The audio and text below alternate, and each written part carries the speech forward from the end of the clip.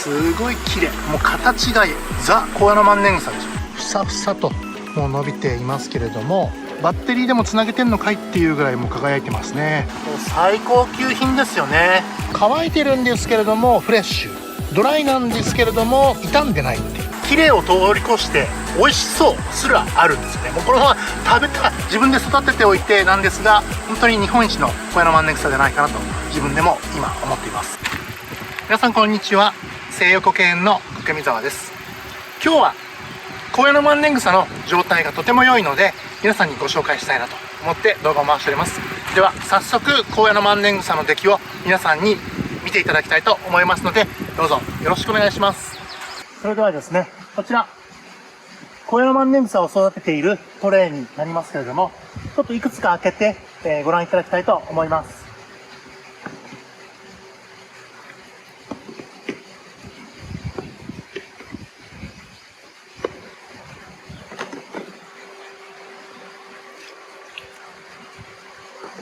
こういう感じでですね、かなり綺麗な状態で育成ができているんじゃないかなと思いますので、ちょっと近くで見ていただきましょう。寄って見ていただければと思います。ね、こういう状態。これね、すごいふさふさともう伸びていますけれども、コアラマンネングサまだねこれから、葉がね伸びてくれるので、株の枝のねこの先が明るい色をしていますよね。これはまだコアラマンネングサがね枝を伸ばすよという、目印になって、この先もねどんどんこう伸びていってくれるという状態です。ばらつきはありますけれども、芽吹いてるトレイはとても綺麗に芽吹いています。で芽吹きがねまだこう弱いところもあるんですけれども、これもね時間が経てば伸びていってくれるかなと思います。こういう感じですね。まあねちょっと傷んでるところもね多少ありますけれども、これぐらいね綺麗に生え揃ってくれればかなりいいんじゃないかなと思います。他のトレイもちょっと見てみましょうかね。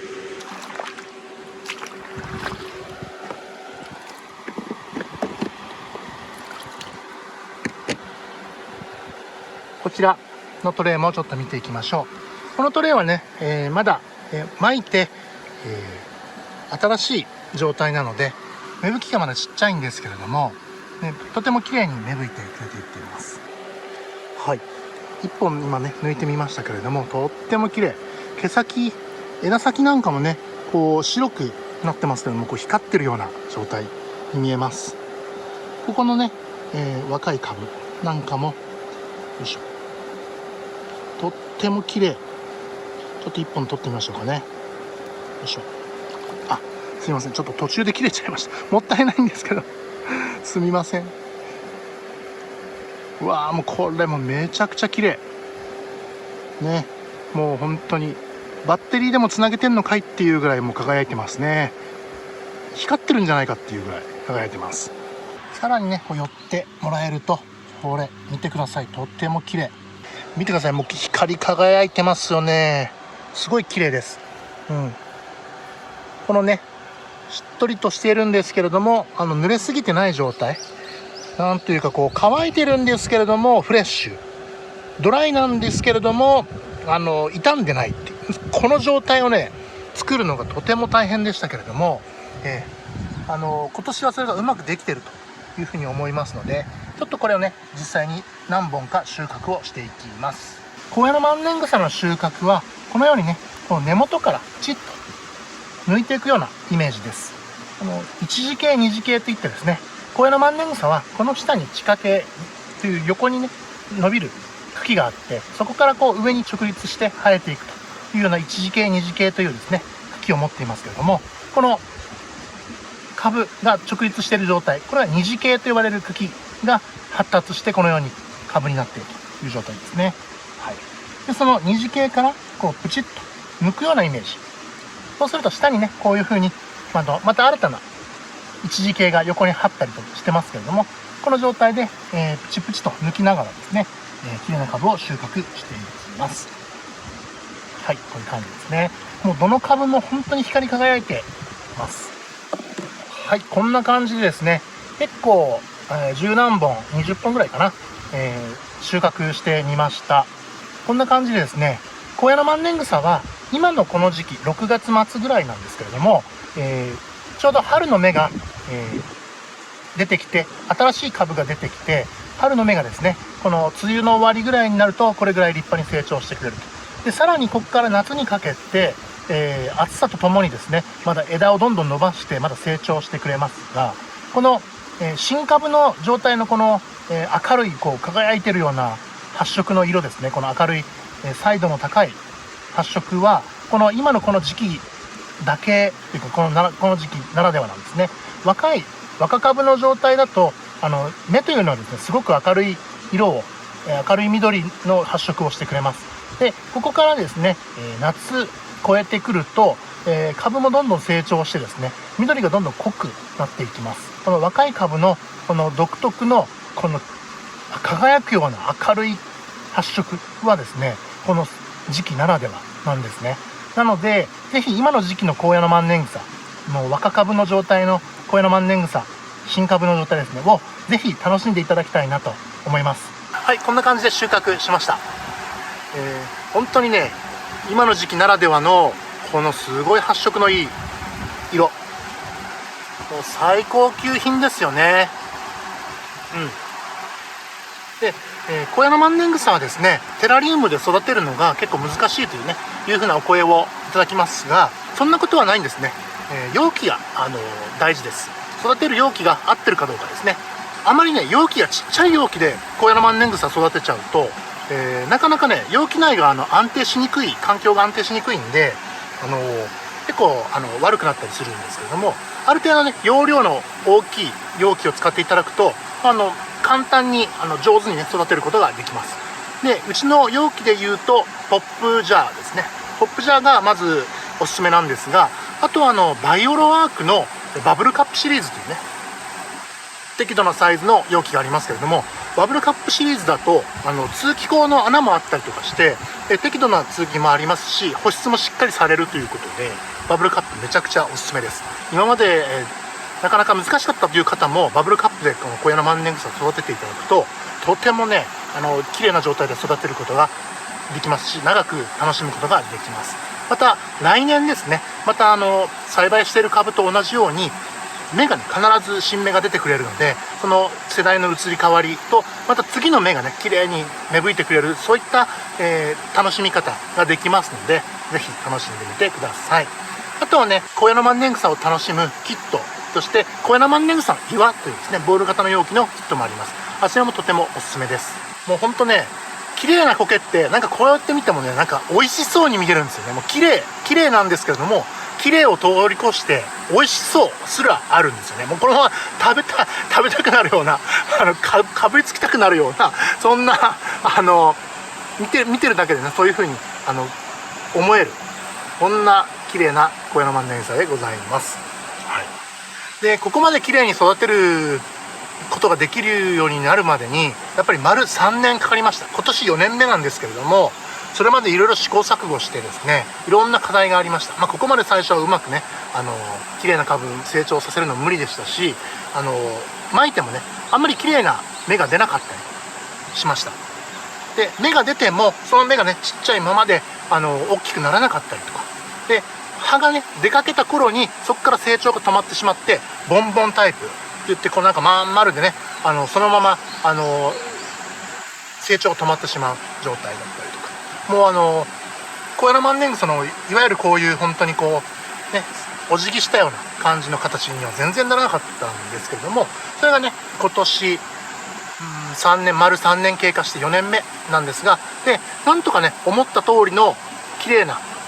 状態の株が育成できるようになったと。でしかもそれが少量ではなくて、ある程度本当に良いぶどまり、良い率で、成長させるようにできたというふうに、今年は特に手応えを感じておりますので、ぜひね西予古県の高野の万年草楽しんでいただければと思います。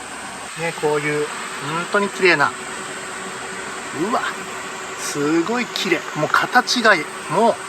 ザ高野の万年草でしょ。もう自生してる自然の高野の万年草よりも綺麗なんじゃないかって僕はちょっと思うぐらい本当に自信作です。最高級品というふうに言い方してますけれども、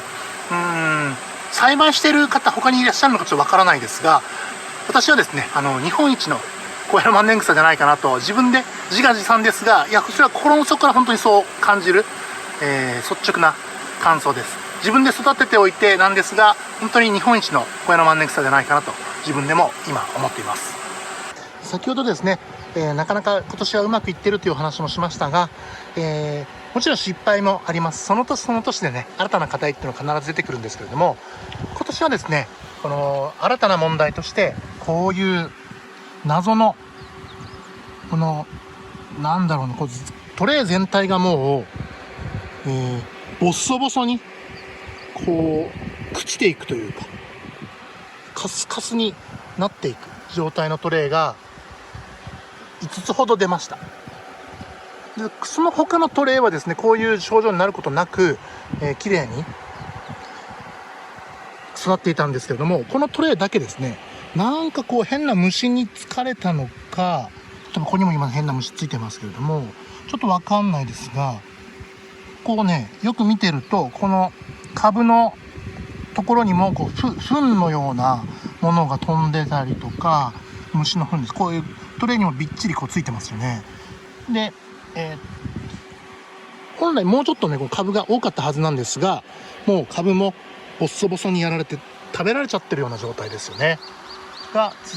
こういうトレーがあります。でこのトレーはまだねその途中の状態なのかなと思うんですけれども、ボッソボソでもうなんか落ち葉なんかもねボッソボソにやられてます。これは虫なのか何なのかちょっと分かりませんが、このトレーはダメでしたね。これはですね、この使ってる撒いてる土の中にいろんなものが入ってるんですけれども、朽ちた木とか落ち葉も当然入ってますし、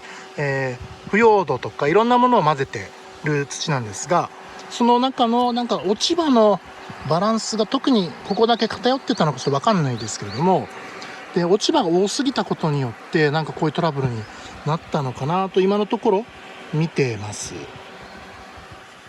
ちょっと分かんないですね。分解が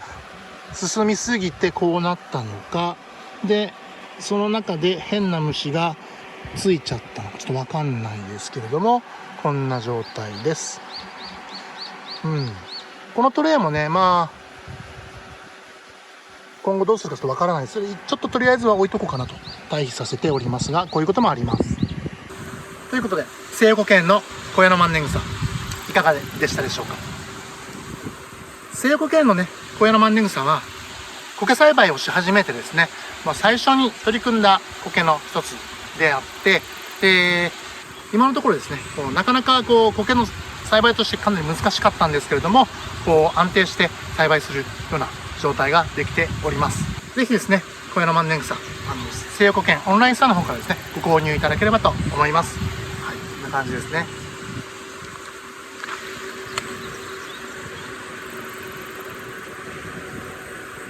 ということで今日は、最高級の高野万年草栽培高野万年草をご紹介しました。で今もね今年も新たに他の苔、小坪苔だったりとか、いろんな苔もねまだ栽培をしております。でどんどん今年もね増やしていければと思っておりますので、今後とも西横県よろしくお願いいたします。今年はですねなかなか動画が、思うように昨年よりはですねコンスタントにちょっと配信ができないような状況が続いておりますけれども、できる限り、皆さんにね見ていただきたいと思いますので、今後ともよろしくお願いいたします。あとはね、今一つですねどうしても作りたい作品というのがあって、それをね久しぶりに作品のメイキング動画、テラリウムのメイキング動画をね撮ろうと思っております。今その作品の容器、使いたい容器を取り寄せてる最中なので、それはバイオロワークの容器なんですけども、それがね今まだ届くのを待ってから時間のある時にね撮影をしていきたいと思います。どれぐらいの、ペースで撮影できるかちょっとわからないんですけれども、今年はですねちょっと気長にお待ちいただければと思いますので、どうぞ YouTube チャンネルの方も引き続きよろしくお願いいたします。それでは動画を最後まで見ていただきましてありがとうございました。それではまた次の動画でお会いいたしましょう。さようなら。